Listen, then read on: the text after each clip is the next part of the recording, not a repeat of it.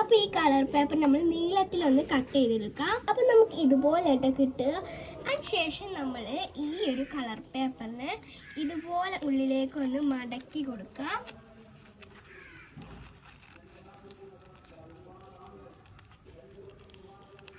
ശേഷം നമ്മൾ ഈ ഒരു ഭാഗം ഉണ്ടാവും, ആ ഭാഗം ഇതുപോലെ ഇങ്ങോട്ട് മടക്കാം.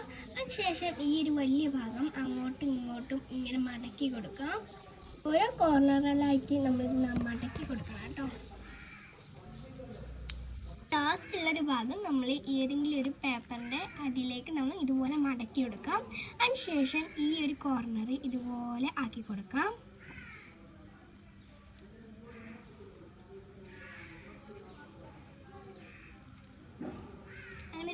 ഇതാണ് നമ്മളെ ഫൈനൽ ലുക്ക്. അപ്പോൾ ഇതുപോലെ ഞാൻ